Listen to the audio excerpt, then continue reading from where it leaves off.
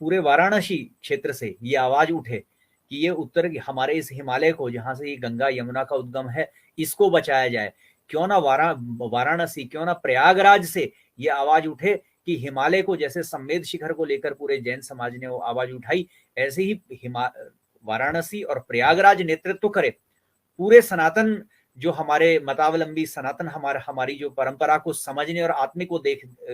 को देखने वाले कि क्या है। और उसमें हर कोई है, जानते हैं कि ये भारत किसका है। भारत अब्दुल रहीम खान, खाना रहीम दास जी का भी रहा, रस खान जी का भी रहा। उन्होंने उस सनातन चीज को देखी। वाराणसी का जो पूरा जनमानस है वो उदाहरण है, वो इसकी सनातनता को आगे ले जाने वाला एक पूरा का पूरा जनमानस समुदाय वाराणसी में है। प्रधानमंत्री जी वहां के सांसद हैं, तो क्यों ना वाराणसी, क्यों ना प्रयागराज ये बात उठाए कि ये हिमालय, और इस पूरा, पहले तो पूरा हिमालय, और कहते हैं, हमारे शास्त्र कहते हैं कि भारतवर्ष में हिमालय स्थान, हिमालय में भी जहां गंगा की धाराएं, और ये गंगा का उद्गम स्थान है। अलकनंदा मुख्य धारा जो है बद्रीनाथ जी से आ रही है, जिनके तट पर जो ज्योतिर्मठ बसा है, जोशी मठ बसा है। ये सबको सैक्रोसैंक्ट पावन घोषित किया जाए। पर्यटन और संसाधन रूप से इनके दोहन की जो होड़ पिछले 20-25 वर्ष से शुरू हुई, एकदम इस पर विराम लगाया जाए। ये आवाज जो है संवेद शिखर की तर्ज पर, उसकी मूल भाव से प्रेरणा लेते हुए वाराणसी प्रयागराज से उठनी शुरू हो, क्योंकि ये पूरे देश की धरोहर है। ज्योतिर्मठ केवल आज दिखा रहे हैं क्योंकि लोगों के घर धंसने लगे, लोगों का पुनर्वास हो तो एक अलग बात है, वहां तक सीमित कर दिए ना। पूरा वो कहाँ जाएगा वो इतिहास। 7वीं सदी में जिन महापुरुष ने वहां पर बैठ के साधना की, और जो वो ऐतिहासिक धरोहर है, पूरे देश की धरोहर है, और वो पूरे देश की धरोहर आज अस्तित्व विहीन होने की कगार पर है। तो ये बात निश्चित रूप से देश के प्रबुद्ध जनमानस, और हम अपेक्षा करते हैं कि गंगा के किनारे प्रयागराज और वाराणसी से तो उठनी ही चाहिए। अच्छा ध्यान जी, अभी आपने चर्चा किया कि वहां पर वोट कम है और वहां पर केवल 3 सीटें हैं और उसके आंदोलन के बल पे नीचे नहीं आ सकता। तो हम आपको बताएं, बनारस से हमारे प्रधानमंत्री जी थे, और जब ये बनारस कॉरिडोर के लिए अपना पूरा पक्का महाल, पूरा बनारस ध्वस्त किया जा रहा था, तो उसके विरोध का नेतृत्व उस समय के स्वामी शंकराचार्य के उत्तराधिकारी, और आज की तारीख में तो वो शंकराचार्य हो गए हैं, अब मुक्तेश्वरानंद, और आपके ज्योतिष पीठ के शंकराचार्य हैं। उन्होंने भी प्रबल विरोध किया था बनारस में, लेकिन उसके बावजूद कहीं कोई असर पड़ा नहीं, और वो पूरा का पूरा बनारस उसको ध्वस्त करके, और हजारों मंदिर और कईयों हजार देव विग्रह ध्वस्त करके नाले में फेंक दिया गया। हम लोग खुद ही वहां गए थे, उसको बरामद किए थे अपने नाले से, और 2 ट्रैक्टर देव विग्रह आज की तारीख में भी वहां लंका थाने में रखे हुए हैं। और हम लोगों से कहा गया था कि इनको जब कॉरिडोर बनेगा तो इनको अपना विरोध उसमें स्थापित किया जाएगा, लेकिन आज की तारीख में कॉरिडोर से उन देव विग्रहों की क्या स्थिति है आज तक स्पष्ट नहीं हुआ। और उसके बाद जितने देव विग्रह तोड़े गए थे वो वही बनारस की धर्म प्राण जनता है, उसमें रोलर में अपना डाल करके, उनको पीस करके, अपना बुरादा बना करके उसमें सड़क के वो निर्माण में यूज कर लिया गया। तो यह जो कहा जाएगा कि अपने ये सरकार तो आस्थावान सरकार है, ये सनातन धर्म के प्रति आस्था रखने वाली सरकार है, और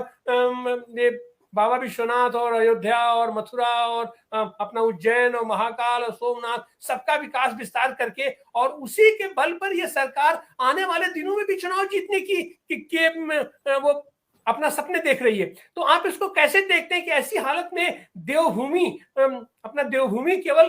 3 सीट का मामला नहीं है। देवभूमि मतलब भारत की सभ्यता, संस्कृति और भारत की राजनीति को प्रभावित करने वाला है। जब ये अपना संवेद शिखर का जैनी लोग, जो कि हमने उसका उल्लेख किया कि सत्ता के केंद्र पर बैठे हुए हैं, और अमित शाह से लेकर के अडानी तक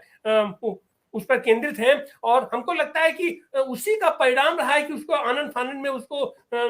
ये पर्यटन स्थल की घोषणा उसको रोक दी गई है। तो क्या ये जिस धर्म की आस्था पर, जिस धर्म की बुनियाद पर यह सरकार आई है, टिकी हुई है, और आने वाले दिनों में भी टिके रहने का सपना देखती है, तो क्या ये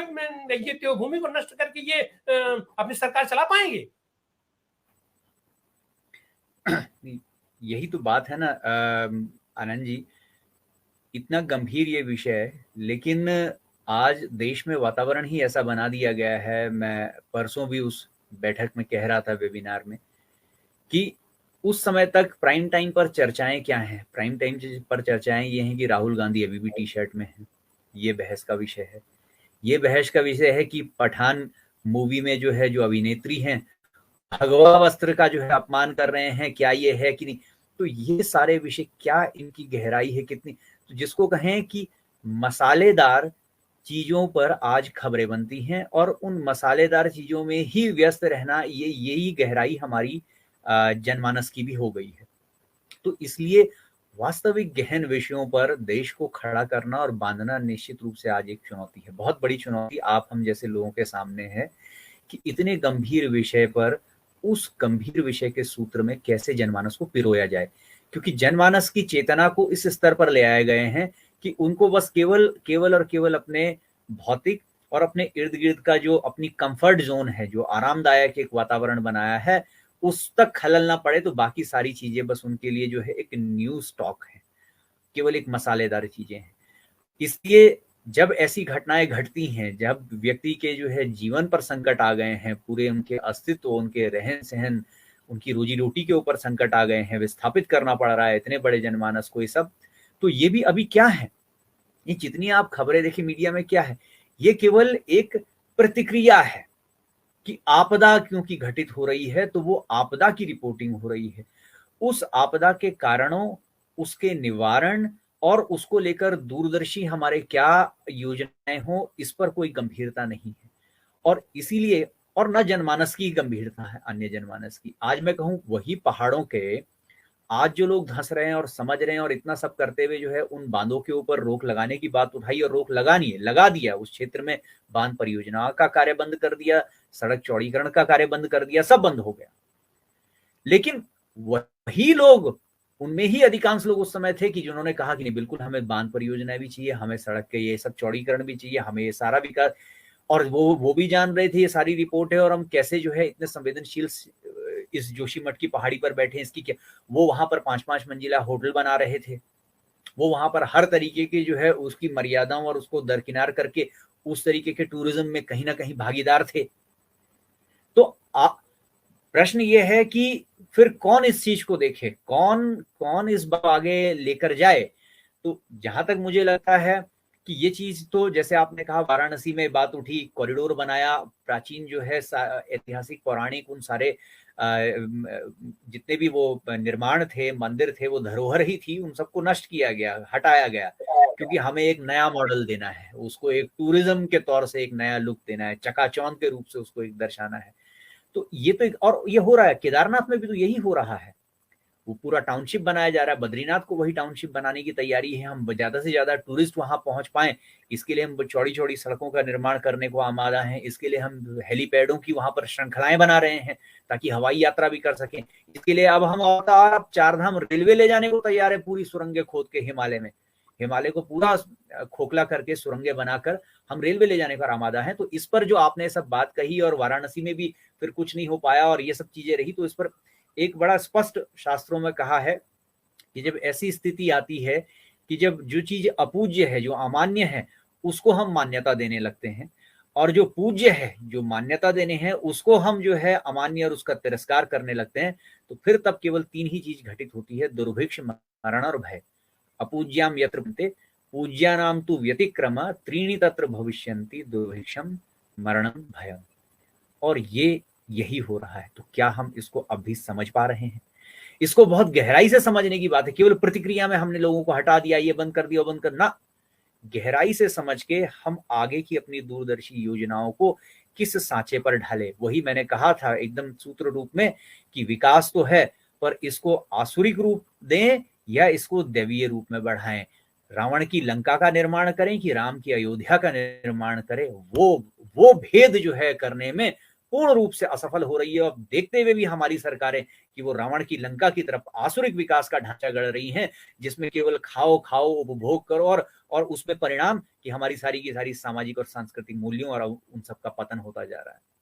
नहीं देख, अपराध बढ़ते जा रहे हैं, मूल्य घटते जा रहे हैं, ये नहीं देखेंगे। तो इस चीज को आज गहराई से देखने और स्वीकारने की आवश्यकता है, पर कैसे स्वीकारे, यही बात तो आपने की, हो कैसे। जो अधिकांश जनमानस है वो तो केवल और केवल अपने पार्थिव आवश्यकताओं और सीमित उस तक ही सीमित हो गया, और उसको कैसे बढ़ाया जाए, मूल्य और आदर्श कौन रखे। अगर हमारा नेतृत्व तो नहीं रखेगा तो कौन रखे, या तो ऐसे नेतृत्व गढ़े। धार्मिक जगत में मैं कहूँ कितने रह गए हैं, चंद लोग हैं। आज वही माना अभिमुक्तेश्वरानंद जी ने ये बात उठाई, जो आज शंकराचार्य हैं ज्योतिर्मठ के, उन्होंने कल याचिका भी सुप्रीम कोर्ट में तत्काल उसमें फाइल कर दी है इसी सब को लेकर। लेकिन अभिमुक्तेश्वरानंद जी के साथ ही जब उन्होंने इन बांधों का विरोध किया था 2012-13 में, कितने लोग खड़े, कितना संत समाज आया, कितने साधु समाज एकजुट हुए? नहीं, क्योंकि कहीं ना कहीं उनको पहले अपने जो बड़े बड़े मठ मंदिर और उनमें जो ये सब चीजें, उनकी चिंताएं सताने लगी। वो राष्ट्र, वो संस्कृति, वो मानदंड, वो पृष्ठभूमि में हो गए, किंतु अपना जो निहित जो एक भौतिक अपनी जो आवश्यकता कह रहा हूं मैं, जो उनका जो भौतिक कुटुंब है जो निर्मित किया गया, उस भौतिक कुटुंब और उस भौतिक अधिष्ठान में कहीं कोई